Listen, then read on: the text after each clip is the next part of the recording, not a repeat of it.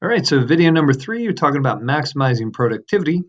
And really what we're looking at is how inputs impact uh, the amount of product you can produce, right? So we call it marginal product or the additional product of the additional unit, right? So remember, to produce, you have to have inputs. These are resources: land, labor, capital, entrepreneurial ability. And when we talk about it in this context, normally we're talking about labor, but it's just as accurate to talk about this in land, or capital, or entrepreneurship kind of template. So, but for now, we're going to talk about it from a labor perspective, right? So we have 3 different types or 3 different terms you have to have under your belt. First is total product. This is the total amount that you produce, just the sum whole of all of your inputs equal how many outputs, right?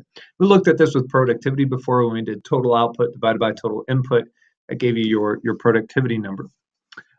Marginal product is a little bit different. Marginal product is the change in total product when you have one more input. So how much additional product or additional output do we get from hiring that next person? Or how much additional output do we get by getting that next machine? That's the idea there. And then we have average product. And average product is just our total output divided by our total units of input. Average product is the same as our productivity. Okay, remember that productivity from our macroeconomics units. Okay, so know those 3 terms. Mainly know marginal product. That's a really important one. Now we have 2 different types of resources. We have fixed resources and we have variable resources. Fixed resources are resources that don't change when you have a change in quantity or you increase in production. So capital or machinery and land fall into those 2 categories, right? On the short run, we don't need more land to produce more pizzas, right? In the short run, we don't need more machinery to produce more pizzas, right? So those are fixed resources. And on the flip side, we have variable resources. Variable resources mean when I produce more of something, I need more of these things.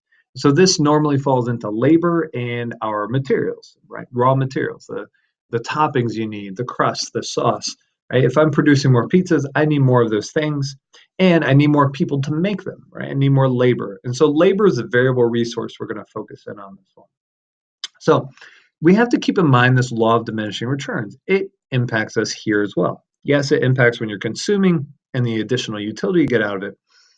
But in the same way, as I'm hiring more individuals, the additional benefit they give my business is less and less, right? So at first, the additional product that I get from hiring the first worker or the second worker or the third worker goes up, right? As I'm adding variable resources to fixed resources, right? So I have my shop, I have my oven, right? I have my land. Those are the fixed resources. And then I add my materials and I add my labor, and that increases productivity, right? So if I have an oven but no chef, I'm producing 0. But when I hire that first chef, my productivity goes up pretty significantly. When I hire the second chef, it goes up even more because there's more specialization. When I hire the third chef, maybe we specialize even more, and my marginal product is rising at an increasing rate. We call that increasing returns. So right here in the green area, we can see that. See, our total product is going up at an increasing rate, which means that our marginal product is rising.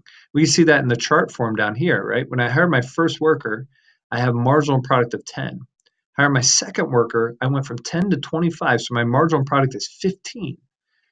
When I hire my third worker, I went from 25 to 45, so my marginal product is 20. The third worker increased my output by 20, meaning that because of that specialization I can have when I have 3 people, I can be much more productive.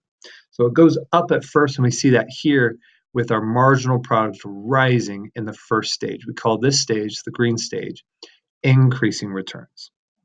Then we have decreasing or diminishing returns, right? Decreasing returns are when I hire the next person, but my additional product I get from it starts to wear off, right? I'm not as specialized as before. So I'm still increasing the quantity I produce, right? The quantity is still going up, but see, it's kind of tailing off in total product, right? We call this part right here diminishing returns, the stage of diminishing returns, right?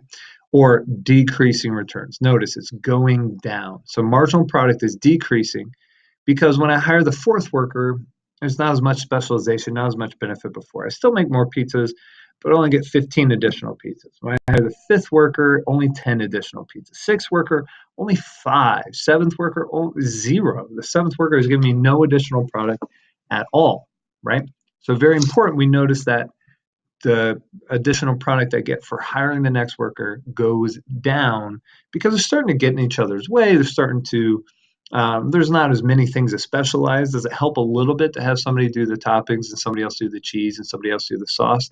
Maybe helps a little bit, but not as much as the first, second, and third worker we're helping. So that's diminishing or decreasing returns. It's the yellow region here, and both in all of these. And then finally, we have negative returns. Negative returns are when I add so many variable resources to the fixed resources that they're just getting in each other's way and decreasing productivity, right? So when I hire the 15th chef and I still only have one oven, we're probably just going to get in each other's way, distract, tear things down, and make it worse than it was before, right? Or when I have just one computer and I hire 16 programmers, like, right? There's going to be decreased productivity because there's 16 people trying to do work and only one computer, right? So that's the negative stage of returns. This is when our total product is actually going down.